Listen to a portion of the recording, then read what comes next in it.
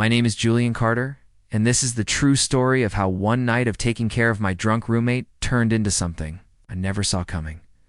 Let me take you back a few hours earlier.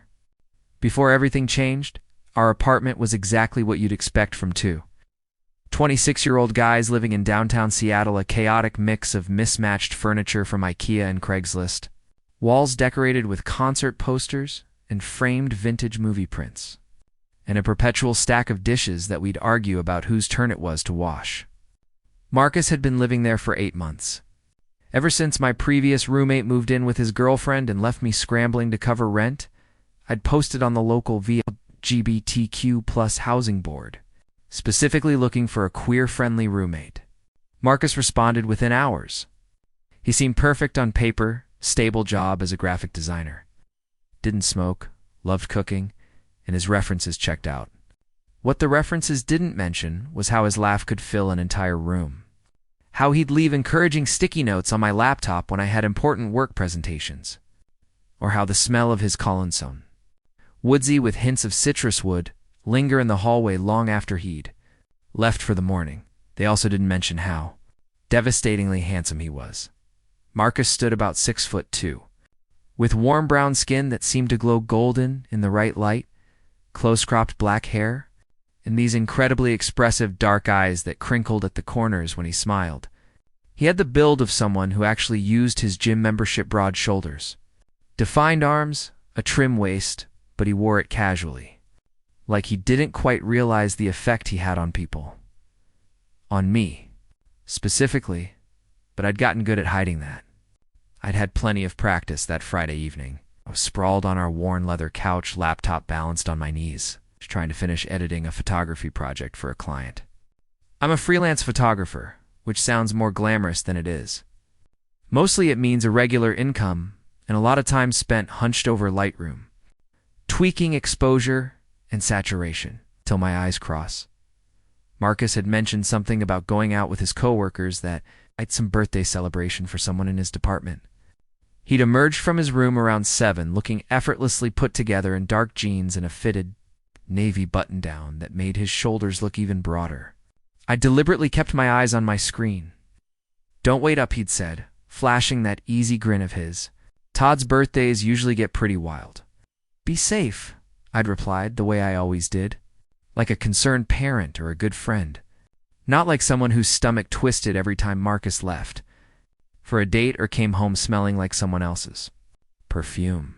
He'd left in a cloud of that cologne I'd come to associate with sleepless nights and frustrated cold showers. It was 6 hours ago. I'd dozed off on the couch, my laptop sliding dangerously close to the edge, when I heard a soft thudding sound against our front door, followed by muffled cursing. I jerked awake, blinking at the clock on the wall. 1:47 a.m. The fumbling at the door continued, punctuated by what sounded like Marcus's voice, though the words were too slurred to make out. I uncurled myself from the couch, my neck protesting from the awkward angle I'd been sleeping at, crossed to the door. When I opened it, Marcus practically fell into me. "Whoa, hey." I caught him by the shoulders, stumbling back a step under his weight. He was heavy, all solid muscle and dead weight, and he reeked of whiskey and beer and something sweet I couldn't identify. "Marcus, Jesus, are you okay?" "Julian?" He said my name like it was the punchline to a hilarious joke, his face breaking into a sloppy grin. His eyes were unfocused. His usually careful hair mussed, and his shirt was untucked on one side. You're home." "Yeah, buddy, I live here." "Come on, let's get you inside." Getting him through the doorway was like trying to maneuver a very tall, very drunk piece of furniture. He kept trying to help, but his legs weren't entirely cooperative. I managed to kick the door shut behind us and half-walked, half-dragged him toward the couch. He announced, with the solemn gravity that only truly drunk people can muster. "So many drinks, I can tell." I lowered him onto the couch, where he immediately slumped sideways. "What happened to your coworkers?" "They just left you." "Took an Uber, told them I was fine." He giggled, actually giggled, which would have been adorable if I wasn't so worried about him. "Wanted to come home. Missed you." My heart did a stupid little flip that I immediately squashed. He was drunk. People said things they didn't mean when they were drunk. Okay, here's what's going to happen, I said, slipping into what Marcus jokingly called my bossy photographer mode. You're going to sit here and not fall over while I get you some water and aspirin? Then we're getting you to bed. Understood? He gave me a mock salute that somehow turned into him nearly poking himself in the eye. Yes, sir. I hurried to the kitchen, filling a large glass with water and grabbing the bottle of ibuprofen from the cabinet. My hands were steadier than I felt. Something about seeing Marcus so vulnerable and unguarded made my chest feel tight. When I returned, he was trying to unbutton his shirt with limited success. These buttons, he muttered, glaring at them like they'd personally wronged him, are conspiring against me. Let me help. I set the water and pills on the coffee table and gently moved his hands away. My fingers brushed against his as I took over the task of unbuttoning his shirt. And even drunk, even in this ridiculous situation, I felt that electric spark of contact. You always help me, Marcus said softly, and there was something in his voice that made me glance up. He was looking at me with an intensity that seemed at odds with his intoxicated state. You're always so good to me, Jules. Jules. He only called me that when he was being particularly affectionate or sincere. It never failed to make my defenses wobble. That's what roommates do, I said lightly, trying to keep my tone casual, even as I undid the last button. His shirt fell open, revealing the smooth expanse of his chest, and I determinedly did not look. Come on, drink this. I helped him hold the glass steady while he downed half of it and 2 pills. Water dribbled down his chin, and I resisted the urge to wipe it away. This was already more intimate than anything we'd ever done together. I needed to maintain some boundaries, even if he was too drunk to notice. Bed, I announced. Now, getting him to his bedroom was another adventure in coordination. He leaned heavily on me, his arm draped across my shoulders, and I tried not to think about how perfectly we fit together like this. How warm he was against my side, how easy it would be to just turn my head and stop it, I told myself firmly. His room was, predictably, a mess cloth scattered across the floor. A half-finished design project spread across his desk, the bed unmade. I guided him to sit on the edge of the mattress and knelt to untie his shoes. No, you don't have to do that, he protested weakly, even as I pulled off first one shoe, then the other, I know. I set them aside and stood, reaching for his jeans. Pants off. You'll be more comfortable. He blinked up at me, and for a moment, something flickered in his expression, something that looked almost like hope or longing. Or maybe I was just projecting my own desperate wishes onto his drunk features. He stood unsteadily and fumbled with his belt. I helped again, telling myself I was just being practical, just being a good friend. His jeans hit the floor, and I carefully did not look at how his boxer briefs hugged his thighs. Lie down, I instructed, and he obeyed, flopping back onto the mattress with a sigh. I pulled the comforter over him, making sure he was on his side in case he got sick during the night. I'm leaving the water on your nightstand. Your phone is. Where's your phone? Pocket. He gestured vaguely at his discarded jeans. I retrieved it and plugged it into his charger, and set both on the nightstand next to the water. If you need anything, just call out. I'll keep my door open, Julian. His voice was small, almost vulnerable. I turned back. Yeah. His eyes were already half closed, sleep pulling at him. Don't leave. My breath caught. I'm just going to the living room. I'll be right, no. He patted the bed beside him clumsily. Stay, please. Every logical part of my brain screamed that this was a terrible idea. He was drunk. This meant nothing. In the morning, he wouldn't even remember asking. But the part of me that had spent 8 months secretly falling for this man, the part that ached every time he went out with someone else, the part that had memorized every inflection of his laugh and cataloged every casual touch. That part Okay, I heard myself say. Just until you fall asleep. I should have stayed on top of the covers. I should have kept a respectable distance. But when I lay down beside him, he immediately curled toward me, his head finding my shoulder like it belonged there. His arms sliding across my waist, "This is nice," he mumbled against my neck, his breath warm on my skin. "Why don't we do this all the time?" Because I'm terrified, I thought. Because if I let myself have even a taste of this, I'll never be able to go back to just being your roommate. Because you're going to wake up tomorrow and regret this, and I'm going to have to pretend my heart isn't breaking. "Marcus," I whispered instead. His breathing deepened almost immediately, his body growing heavy and relaxed against mine.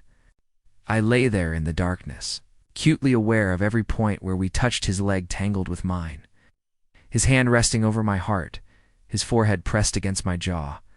I should move. I should go back to my own room, but his hand tightened slightly in his sleep. Like he was afraid I'd disappear, and I found myself staying. Just 5 more minutes, I told myself. Just until I'm sure he's really asleep. I was still there when the first light of dawn crept through his curtains. I woke to golden sunlight streaming across my face and the disorienting realization that I wasn't in my own bed for a few confused seconds. I couldn't figure out where I was or why I was so warm.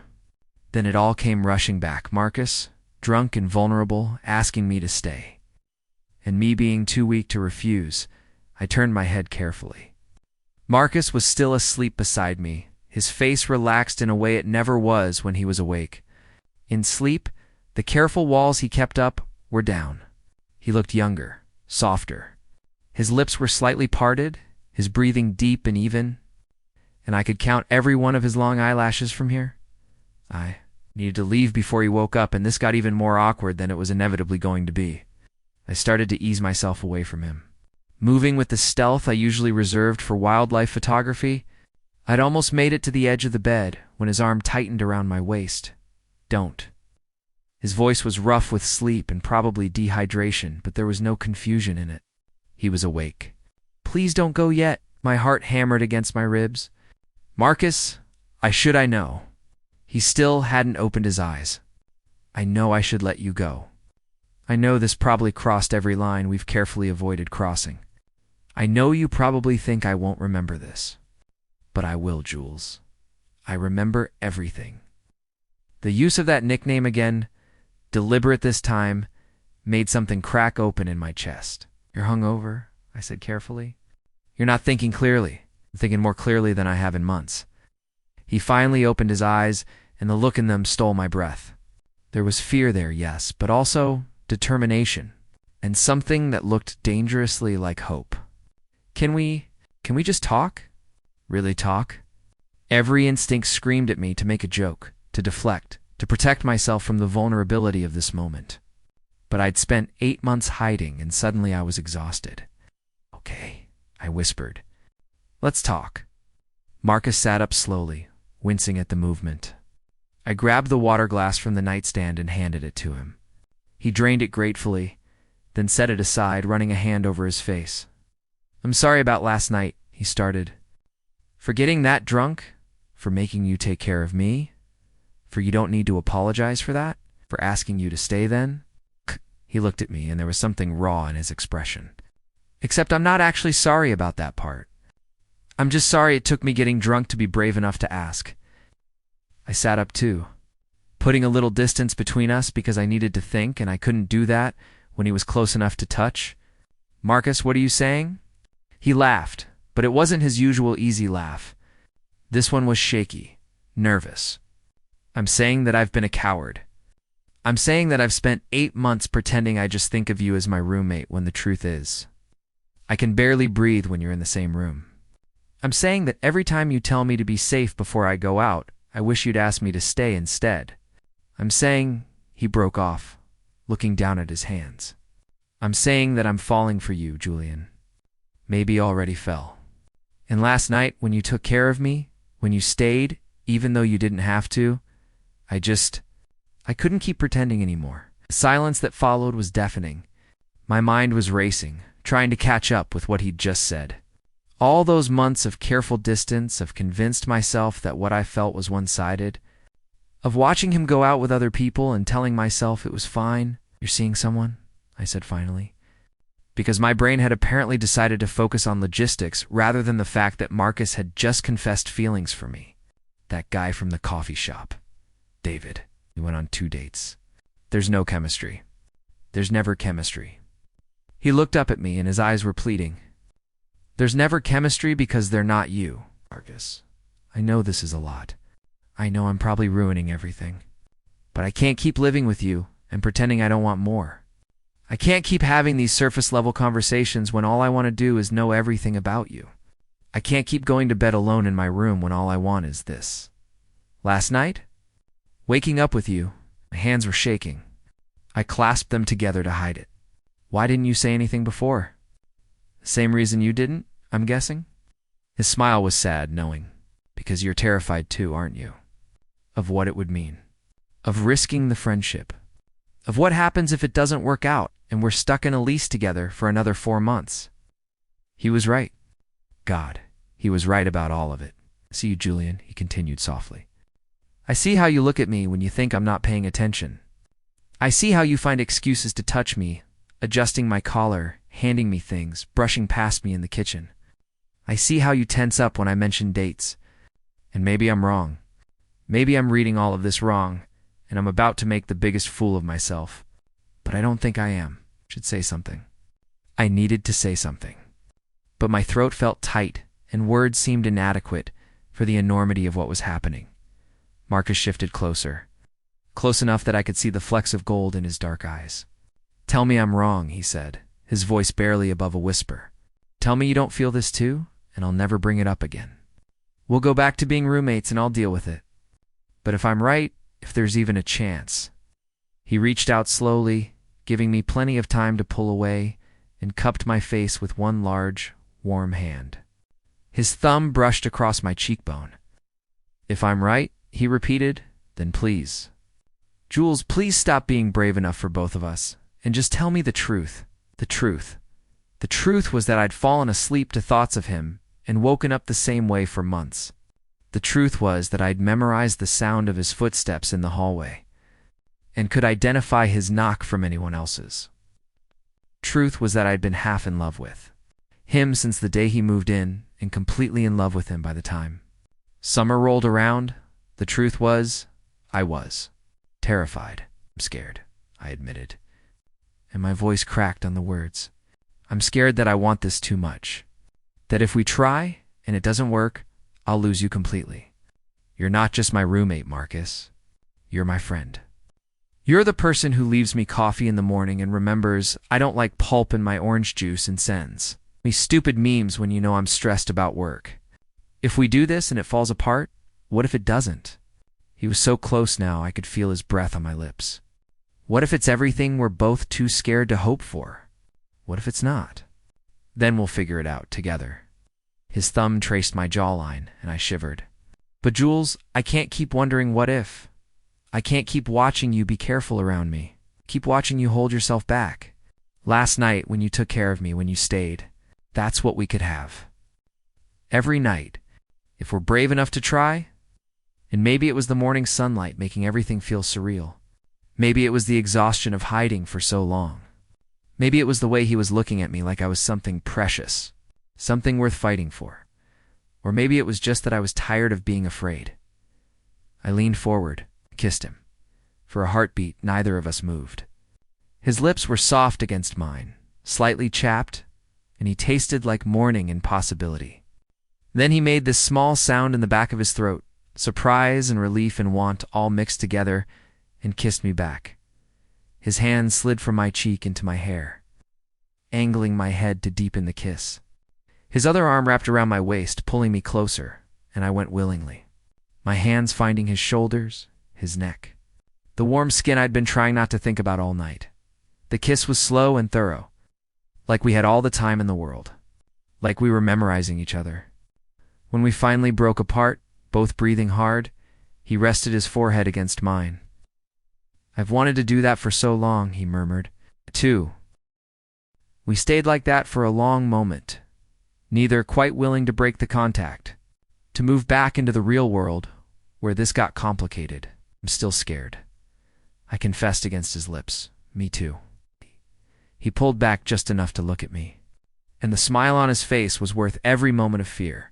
But I'd rather be scared with you than safe without you. That's incredibly cheesy. You love it. The thing was, I did. I loved his cheesy romantic streak, his terrible puns, his habit of singing off-key in the shower. I loved the way he always saved me the last slice of pizza and how he'd text me pictures of dogs he saw during his lunch break. I loved that he remembered I preferred my coffee with oat milk and that he'd stayed up until 3 a.m. helping me organize my portfolio when I had a big client presentation.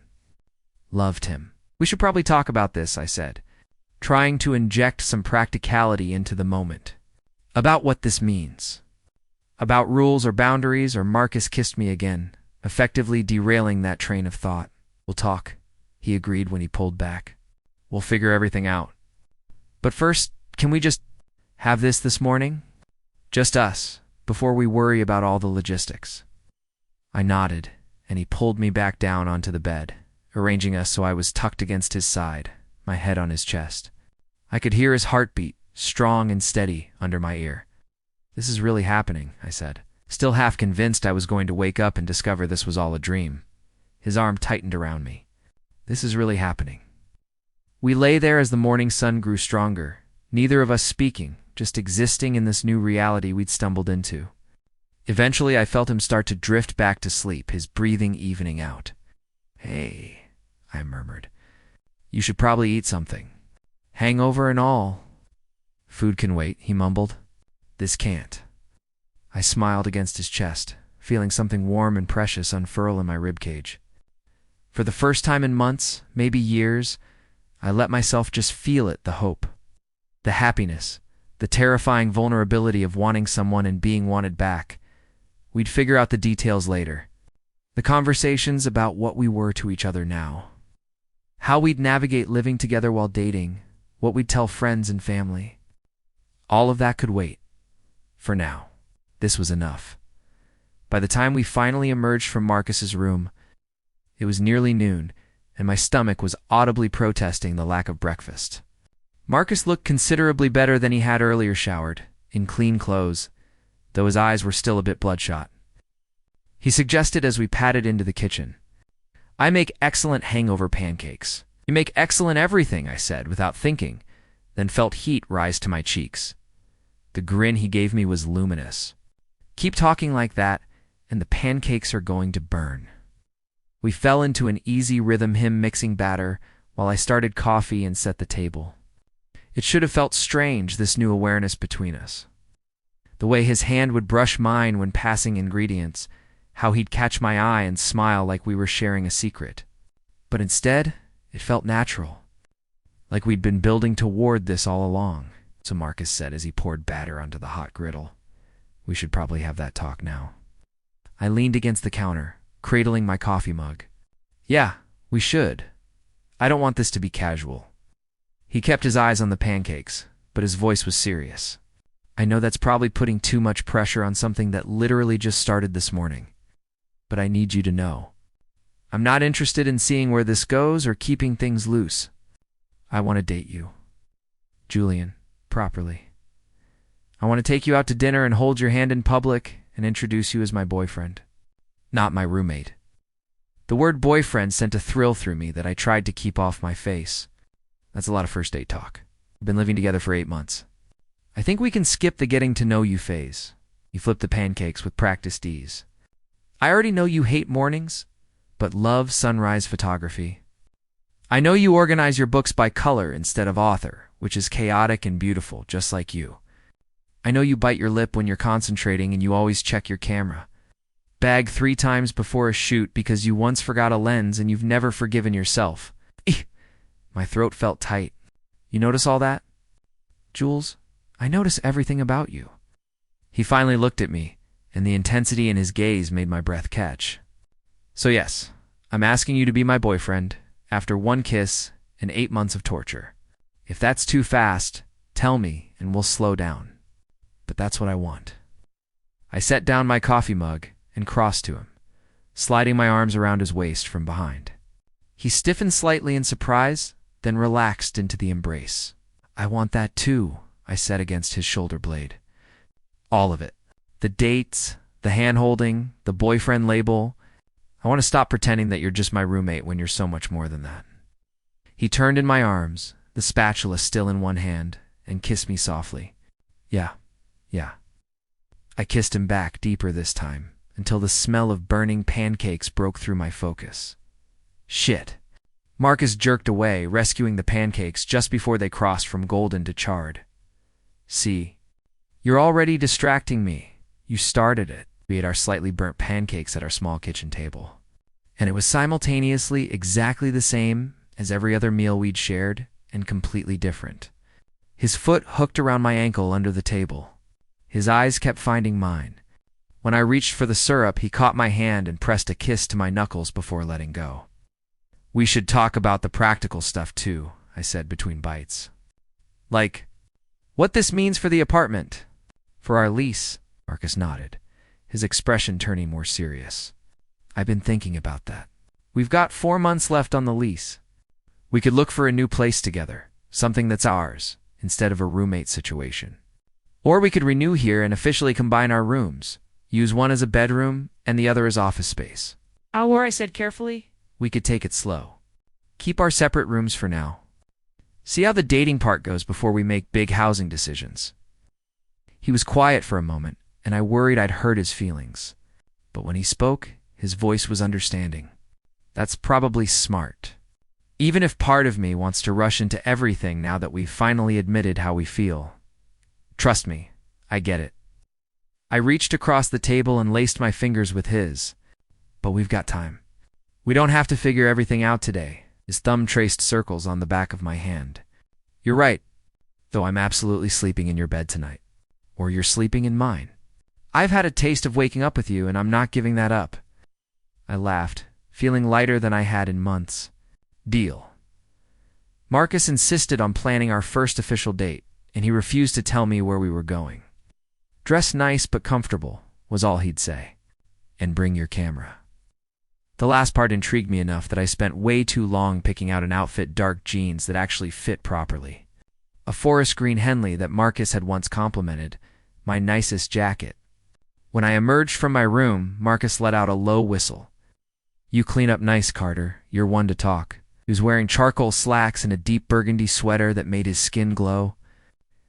I wanted to kiss him immediately, and the fact that I could, that this was allowed now still, felt surreal, so I did. I crossed to him and kissed him, slow and thorough, until we were both breathing hard. We're going to be late, Marcus murmured against my lips, making no move to pull away. Where are we going anyway? Nice try. Finally stepped back, grabbing his keys from the hook by the door. You'll see.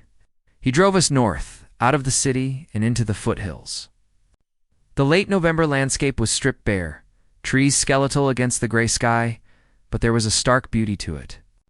I watched the scenery pass, acutely aware of Marcus's hand resting on my thigh, his thumb occasionally stroking small circles that made it hard to concentrate on anything else.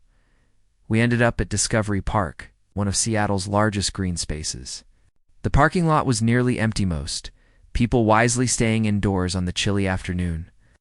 Come on, Marcus said, grabbing a backpack from the trunk that I hadn't noticed him packing. There's something I want to show you. We hiked along the beach trail, the sound of waves providing a rhythmic backdrop.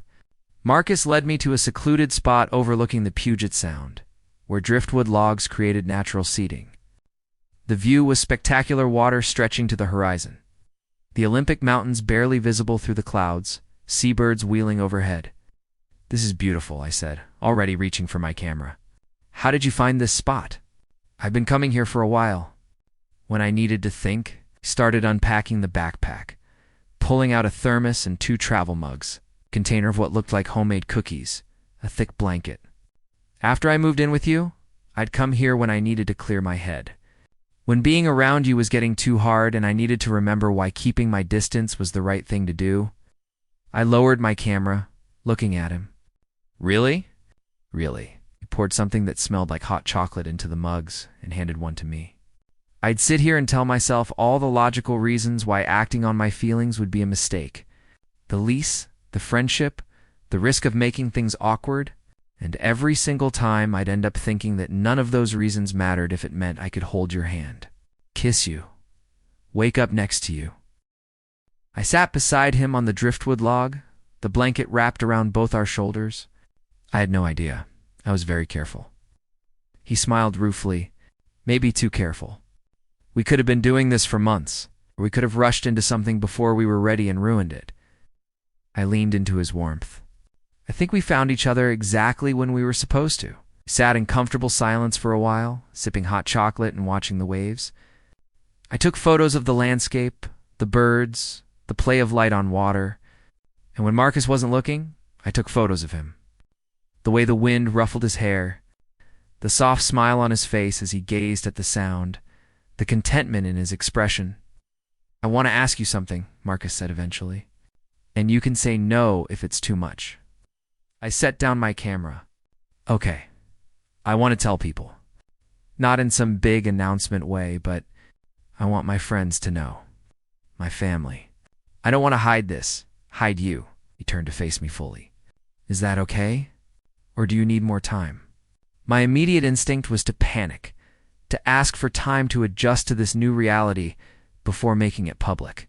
But I looked at Marcus, at his hopeful expression, at the vulnerability in asking, and I realized I didn't want to hide either. "I want that too," I said. "I want to take you to my cousin's wedding next month as my date, not my +1. I want to post photos of us without having to carefully crop you out or caption them roommate bonding. I want my mom to finally meet the guy I haven't been able to shut up about." His eyebrows shot up. "You talk about me to your mom?" "I talk about you to everyone," I admitted. "I just had to pretend it was platonic interest, which, for the record, I'm terrible at. My best friend Sarah saw right through me months ago." Marcus laughed, pulling me closer. "My sister knew too. She kept asking when I was going to stop being an idiot and just tell you how I felt. Smart woman. She's going to love you." He pressed a kiss to my temple. "Fair warning them, my family is loud and opinionated, and they're going to have a million questions. My mom's going to want to feed you constantly. My dad's going to interrogate you about your intentions. And my sister is probably going to show you embarrassing baby photos." "Your family sounds perfect," I said honestly. "Mine's smaller, just me, my mom, and a handful of cousins. But they're going to adore you. My mom's been worried I was going to end up alone with my cameras. Tell her the cameras come with me now." We stayed at the beach until the sun started to set, the sky turning shades of pink and gold that made my photographer's heart sing. I took dozens of photos, and in several of them, Marcus convinced me to turn the camera around, to capture us together, his arm around my shoulders, our heads close. Continue 618 genuine smiles on both our faces. These were the photos I'd been afraid to take before. The ones that would have revealed too much, now they revealed everything. I wasn't afraid anymore. The next few weeks unfolded like a dream I was afraid to wake from. We fell into new routines. Marcus would wake me with coffee and kisses. I'd photograph him cooking dinner, building a collection of candid shots that captured his focus and joy. We'd curl up on the couch in the evenings, my legs draped over his lap while we watched movies or worked on our respective projects. We also navigated the awkward parts. Like the first time we argued a stupid fight about dishes that was really about learning each other's communication styles. Or figuring out how to balance couple time with friend time, making sure we didn't lose our individual identities in the relationship. But we worked through it. We talked things out. We learned when to push and when to give space. I took him to my favorite photography spots around the city. He took me to the graphic design conference he'd been nervous about attending, introducing me to his colleagues with unmistakable pride. We went on dates, some fancy, most casual, coffee shops and hiking trails, and the art museum. And we told people. Coming out as a couple to friends and family had been easier than I'd feared. My mom had cried happy tears over video chat. His family had welcomed me with overwhelming warmth at Sunday dinner, sister slipping me a knowing wink when his mom wasn't looking. Our friends had mostly responded with variations of finally, and we knew. Though Sarah had taken particular pleasure in reminding me of all the times she'd told me I should just tell Marcus how I felt. The hardest part was the apartment building neighbors who'd known us as roommates. But Marcus had been right about not wanting to hide. The first time we held hands in the elevator, The first time he kissed me goodbye in the lobby before heading to work, those moments of visible affection. It felt like claiming our truth. One evening in mid-December, we were decorating our apartment for the holidays. I was perched on a stepladder, hanging lights, while Marcus's untangled ornaments from the box we'd gone halves on. "Hey, Jules?" he called from the living room. "Yeah." "Remember when you said we should keep our separate rooms? Take things slow?" I secured the last strand of lights and climbed down. I remember he appeared in the doorway, holding a small ornamenta, tiny camera that he must have bought specifically with me in mind. "How would you feel about officially moving into one room after the new year? We could use the extra space for your photography studio. A real one, not just a corner of the living room." I crossed to him, taking the ornament and examining it. "You've been thinking about this? I've been thinking about a lot of things." He pulled me close, his arms around my waist. "Like how I haven't slept in my own bed since that first night. How all my clothes are migrating to your closet anyway. How I want to wake up next to you for the rest of my life, not just while we're testing out whether this works." My heart was pounding. "Marcus, I'm not proposing," he said quickly, though his eyes were dancing. "Yet, I'm just saying that I know this is real. I know you're it for me, and I want our home to reflect that." I thought about my initial resistance, my fear of moving too fast. But we'd been living together for almost a year. We'd seen each other at our worst and best. We'd navigated the transition from friends to more with more grace than I'd thought possible. "Okay," I said. "Okay, let's do it. Let's make this place actually ours." I kissed him softly. A home, not just an apartment we share. The smile that broke across his face was worth every moment of fear I'd ever had. I knelt in the sand, adjusting my camera settings as the sky above Discovery Park transformed into shades of orange and purple. Marcus sat on our driftwood log, the same spot where we'd had our first date, looking out at the water. This had become our place. We came here at least twice a month, sometimes to talk through decisions, sometimes just to sit in comfortable silence and watch the world today. It was different, though. I'd been planning this for weeks, coordinating with his sister, agonizing over every detail. The ring was in my pocket, a simple platinum band that had belonged to my grandfather. My hands were shaking as I took photo after photo, waiting for the perfect moment. "Jules, you're going to fill your entire memory card with sunset shots," Marcus called, amusement in his voice. "It's a really good sunset," I called back. "It's the same sunset we see every time we come here. Every sunset is different. You know this." He laughed, that full-body laugh I'd fallen in love with. And I knew this was the moment. I set down my camera and crossed to him, my heart hammering so hard I was sure he could hear it.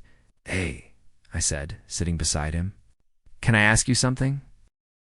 "Always." I took a breath, trying to remember the speech I'd practiced. All of it fled from my mind. "That night I started, when you came home drunk and asked me to stay. You said you were falling for me, that you'd already fallen." He nodded, his expression soft. "I remember I never told you that I'd already fallen too, that I'd been yours for months before that night. That taking care of you, staying with you, all of it wasn't about being a good roommate or a good friend. It was about being already completely, hopelessly in love with you." His eyes widened slightly, but he didn't interrupt. "And every day since then, I've fallen more in love with you," I continued. "With your terrible puns and your generous heart and the way you always save me the last bite of dessert. With how you believe in my dreams, even when I don't. With how you've made our apartment feel like home in ways I didn't know I needed." I slid off the log, dropping to one knee in the sand. Marcus's hand flew to his mouth, his eyes already shining with tears. "I don't want you to just be my boyfriend anymore," I said, pulling out the ring. "I want you to be my husband. I want Sunday morning pancakes and photography road trips, and coming home to you for the rest of my life. I want to keep falling in love with you every single day. So, Marcus James Wilson, will you marry me?" For a moment, he just stared at me, tears streaming down his face. Then he launched himself off the log and into my arms, nearly knocking us both over, as he was saying against my neck, over and over, "Yes, yes, Of course, yes. I slipped the ring onto his finger with shaking hands, and he kissed me like his life depended on it. Both of us crying and laughing and holding on to each other like we'd never let go. When we finally broke apart, he wiped at his eyes. I can't believe you proposed at our spot. Can't believe you're crying. You're crying too, you jerk. He kissed me again, softer this time. I love you so much, I love you too. We sat on the beach as the sun finished setting, his head on my shoulder, the ring catching the last light. I thought about that November night that had changed everything. How I'd almost let fear keep me from this, from him, from us, from the life we were building together. Hey, Marcus. Thank you for getting drunk that night. He laughed, the sound echoing across the water. Thank you for being too weak to leave my bed. I'm not weak. You're weak for me, though. I couldn't argue with that. I was weak for him, for his smile, his kindness, his love, and I'd spend the rest of my life being grateful that I was too weak to walk away when it mattered most. Later, as we drove home, to our life, I looked over at him. The ring gleamed on his finger as he reached over to lace our hands together. What are you thinking about? He asked how I helped my roommate after he drank too much and ended up with a fiancée. Grinned. Best hangover of my life. And as we pulled into our parking spot, ready to start the next chapter of our story, I couldn't help but agree.